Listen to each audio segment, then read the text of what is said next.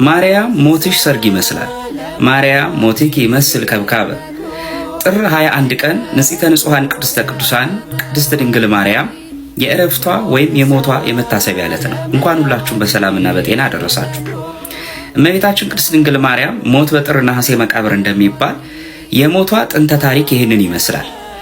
ጌታችንና መድኃኒታችን ውድ ልጇ ኢየሱስ ክርስቶስ እርሱ የሞተውን የከበረ ሞት ትሞት ዘንድ ቅዱስ ጳውሎስ ሞትን በሚመስል ሞት ከእርሱ ጋር ከተባበርን ትንሣኤውን በሚመስል ትንሣኤ ከእርሱ ጋር እንተባበራለን እንዳለ እመቤታችን ቅድስት ድንግል ማርያም እናቱ ከእርሱ ሞት ጋር ትተባበር ዘንድ ወደ ሰማይ ሰማያት በእረፍት ወይም በሞት እንደሚወስዳት ነገራት።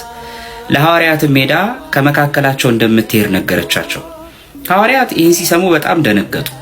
ምክንያቱም ኢየሱስ ክርስቶስ ወደ ሰማይ ሰማያት ካረገ በኋላ ቢጎላቸው ምትሞላላቸው፣ ቢወድቁ ምትነሳባቸው፣ ከመካከላቸው ሆና ጽናትና ብርታት የምትሆናቸው እናታቸው ቅድስት ድንግል ማርያም ነበረች። ለጊዜው ለዮሐንስ እናት ትሁን ተብላ ትሰጥ እንጂ እናትነቷ ግን ለሐዋርያት ሁሉ ነበረ። ታዲያ ሐዋርያት ምን ብለው ጠየቋት? ኦ እግዝእትነ አይቴ ታውሪ ያሏት። እናታችን ድንግል ማርያም ሆይ ወዴት ትሄጃለሽ? ብለው ሐዋርያት ለእመቤታችን ጥያቄ ያቀረቡ። እመቤታችን ቅድስት ድንግል ማርያምም ሀበ ጸዋኒ ወልደ ልጄ ኢየሱስ ክርስቶስ ወደ ጠራኝ፣ ልጄ ኢየሱስ ክርስቶስ ወደሚመራኝ ወደዚያ ስፍራ ሄዳለሁ አለቻቸው። ይህን ጊዜ ታዲያ ወበከዩ ኩሎሙ ሐዋርያት እንዲል መጽሐፍ ሁሉም ሐዋርያት እጅግ አዘኑ፣ እጅግ ተከፉ ይላል።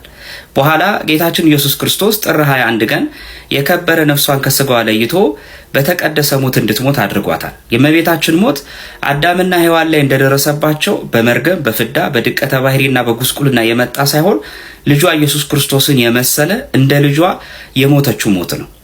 ታዲያ ሐዋርያት የከበረ አስክሬኗን ሊቀብሩ ወደ ጌቴሴማኒ በሚሄዱበት ሰዓት በዚህ አካባቢ አይሁዳውያን ሐዋርያት መሰብሰባቸውን የእሷን አስክሬን ከበው ጸሎት ማድረጋቸውን አይተው እጅግ ሰጉ፣ እጅግ ፈሩ።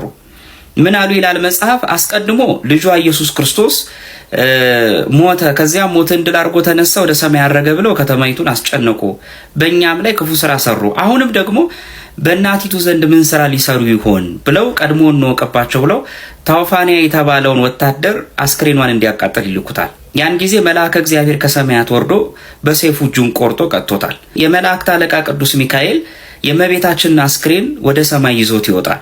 ከእርሱም ጋር አብሮ ወንጌላዊ ቅዱስ ዮሐንስ ወደ ገነት ሄዷል። ታዲያ የእመቤታችን የቅድስት ድንግል ማርያምን አስክሬን በዕፀ ሕይወት ስር ካኖሩ በኋላ ቅዱስ ሚካኤል ለወንጌላዊ ለቅዱስ ዮሐንስ ብርሃናዊ ማዕጠንትን ሰጠው። ድንግል ማርያምንም አስክሬን እንዲያጠን አዘዘው። እየዞረ ጸሎት እየጸለየ የእመቤታችንን አስክሬን በማዕጠንቱ አጥኖታል። ከዚያም ወደ ሐዋርያቱ ሄዶ የእመቤታችን የቅድስት ድንግል ማርያም እረፍቷን ነግሯቸዋል። ሞት በጥር ነሐሴ መቃብር። እመቤታችን ጥር ላይ ትቀበር እንጂ ነገር ግን ሐዋርያት ሱባኤ ይዘው ነሐሴ ላይ አስክሬኑን የተሰጣቸውና የቀበሯት በነሐሴ ወር ነው። ዛሬም በጥር 21 ቀን የከበረ ድንግል ማርያምን ሞት ወይም እረፍት እናስባለን።